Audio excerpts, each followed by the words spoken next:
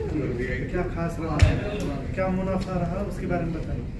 देखिए, आपका bank of Maharashtra जो है वो काफ़ी विगत वर्षों से कोशिश कर रहा है कि वो अच्छा से अच्छा परफॉर्मेंस करे और पिछले लगभग 10 क्वार्टर से 10 तिमाही से अच्छे परफॉर्मेंस को घोषित कर रहे हैं। इसी प्रक्रिया में आज बैंक के बोर्ड ने अपना जो क्वार्टरली और एनुअल जिसको हम बोलते हैं, बिकॉज अब सालाना खत्म हो गया है मार्च 31 मार्च 2023 का, तो आज बोर्ड ने अपने रिजल्ट को अडॉप्ट किया है और उस अडॉप्ट करने के बाद हमने ये पूरी समीक्षा यहाँ पे रखी है।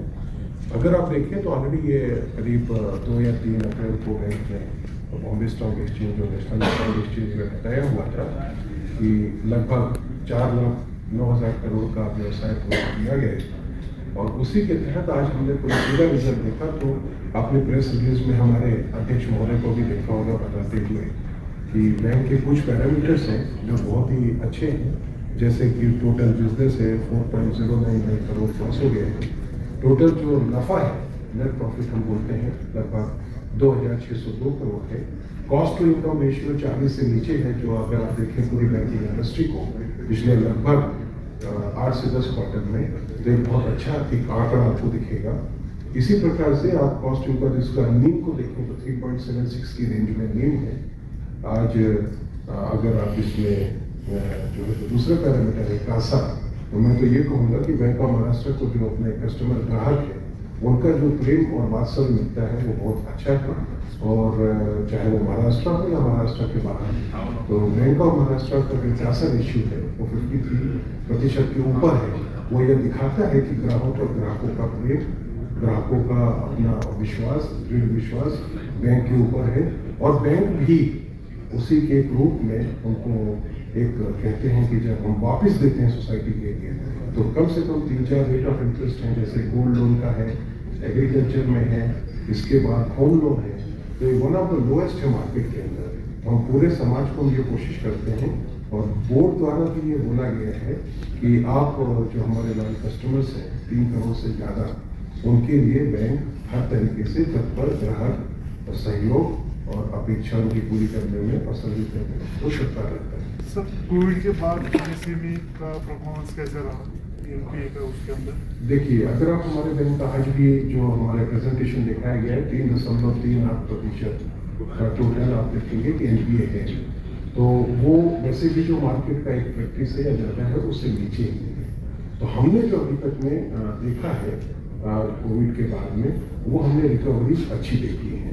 हमको ऐसा कुछ ज़्यादा स्ट्रेस नहीं दिखा है, और फिर भी हमारे जो फील्ड पीपल हैं या हमने जो डेटा एनालिटिक्स का काम शुरू किया है बैंक में, आउटसाइड डेटा कर दिया है, उसका भी काफ़ी सहयोग रहा है। तो इन सबको लेते हुए हमको अभी तक में एमएसएमई में ज़्यादा कुछ ऐसी उसमें हमको चिंताजनक बात नहीं नजर आ रही है, और जो उसके करेक्शन है, सॉफ्ट करेक्शन की हम बात करते हैं SMS 012 में, वो पूरे हो रहे हैं। हाँ, कहीं पे कुछ चीज़ों पर, क्योंकि अगर आप देखेंगे तो वर्किंग कैपिटल साइकिल हर एमएसएमई की होती है, क्योंकि हर एमएसएमई किसी न किसी बड़ी कंपनी को जुड़ा हुआ होता है।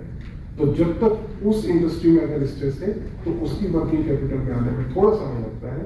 तो कुछ सेक्टर्स में हमको एमएसएमई में जरूर लगा था, लेकिन ऐसा कोई चिंता वाली बात नहीं है। और अभी तक आप देखें तो हमारा रिजल्ट में भी 3.38% में उसमें कोई इशू खड़ा नहीं।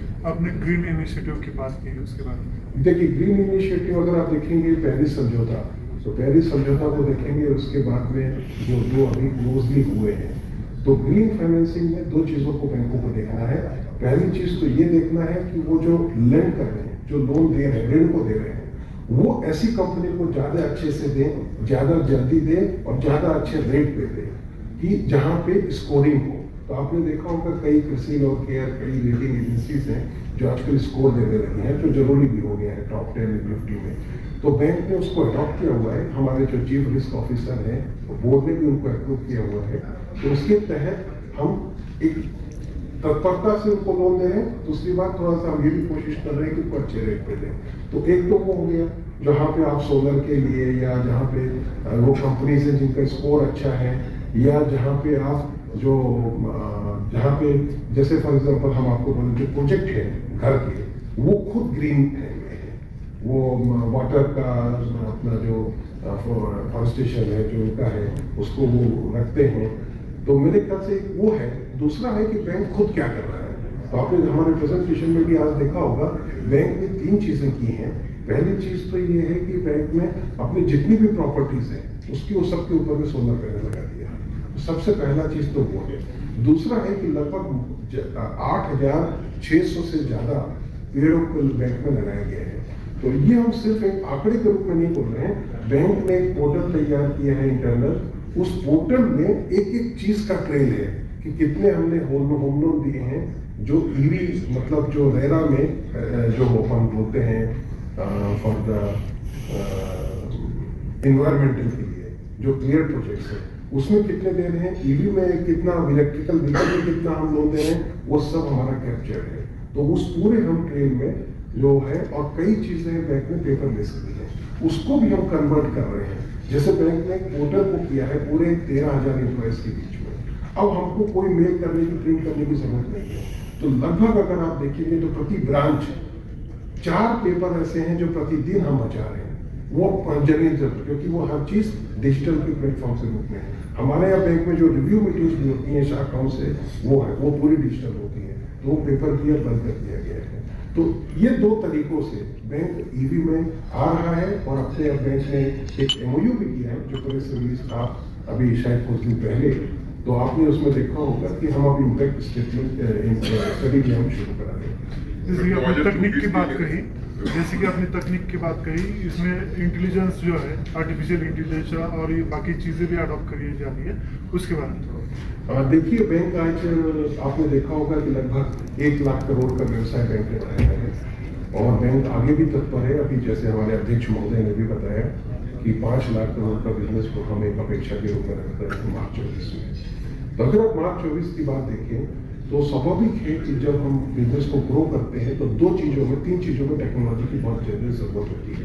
एक तो जो आप सोर्सिंग करते हैं, तो आप सोर्सिंग करने के लिए बैंक के बोर्ड ने और हमारे जो अध्यक्ष महोदय हैं, हमारे सभी जो हमारे महाप्रबंधक महोदय हैं, हमने ये डिसीजन लिया है कि 5% से शुरू करके अगले 3 वर्षों में लगभग 25% हम थ्रू डिजिटली सोर्स करेंगे, सोर्स और प्रोसेस करेंगे। तो वो हो गया एक, जहां से बिजनेस आएगा। दूसरी बात होती है कि जो आपका पोर्टफोलियो है उसको आप मॉनिटर कैसे करेंगे, क्योंकि अब जो आपका होता है वो होता है मशीन लर्निंग और इसके ऊपर में आर्टिफिशियल इंटेलिजेंस। तो इसके ऊपर भी बैंक सॉफ्टवेयर अपना ले रहा है, फिनटेक को भी ऑनबोर्ड कर रहा है। तो ये दोनों चीजें जो आपने मुझसे पूछी हैं वो बिजनेस को बढ़ाने के लिए और उसको समग्र रूप से उसको एक साथ एकजुट एक क्वालिटी के रूप में, जैसा भी आगे कुछ क्वेश्चन पूछे गए थे, हमारे अध्यक्ष महोदय ने आपको बताया भी है कि कैसे बैंक सोच रहा है कि हम आगे उसको रखेंगे, कैपिटल का यूज करेंगे या एसेट क्वालिटी को 0.25% उसको मेंटेन करेंगे। तो उसके तहत ये हो गया। तीसरा होता है कि जब आप बिजनेस को बढ़ाते हैं तो कितना जल्दी रिकंसिलिएशन आप करते हैं, उसके लिए रोबोटिक प्रोसेस ऑटोमेशन है जो लगभग बैंक ने सोचा है।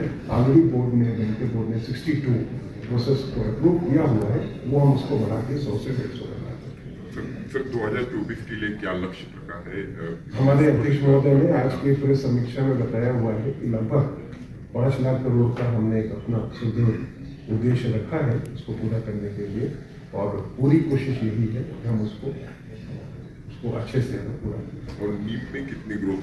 नीम में भी हमारे अध्यक्ष महोदय ने इसी प्रेस रिलीज में बताया लगभग अभी 3.7 एकड़ नीम है और लगभग 0.25 प्लस माइनस की रेंज में, क्योंकि अभी RBI ने भी अब इस बार अगर आप MPC देखेंगे तो वही जगह पे पॉज किया हुआ है, तो कोई बढ़ोतरी दिख नहीं रही है। और एक प्रश्न भी था अध्यक्ष महोदय को कि आपका MCLR जो है वो MCLR बढ़ने का कोई चांस है क्या?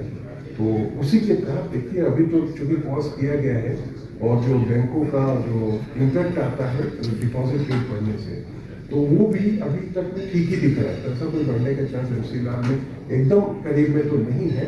बट जैसे आपने बोला है कि RLR में वो हो चुका है, लेकिन बैंक अभी तक जो इसमें रेट ऑफ इंटरेस्ट में वैसे भी हमारे 4 प्रोडक्ट है। होम लोन तो सभी को लगता है और आपका bank of Maharashtra one of the best bank है होम लोन के रेट में, और उसमें ग्रोथ में भी आपने देखी होगी कि होम लोन में काफ़ी अच्छी ग्रोथ है। सर, महाराष्ट्र बँकेच्या एम्प्लॉईंनी आता 2 महिन्यांपूर्वीच एक आंदोलन केलं होतं एक्सपोर्ट की त्यांच्याकडनं जास्तीचं काम करून घेतलं जातं, बऱ्याच काय समस्या करून कोर्ट त्याला दुर्लक्ष करतं, ऐकत नाही त्यांचं. काय आहे त्याच्यामध्ये काय झालं? May I will answer for this if you permit. Yes, yes, please. This I am the answer. See, this Sir, is see can any. you come here? Yeah, no, so we can just to make it. No, the camera is there. Camera is there.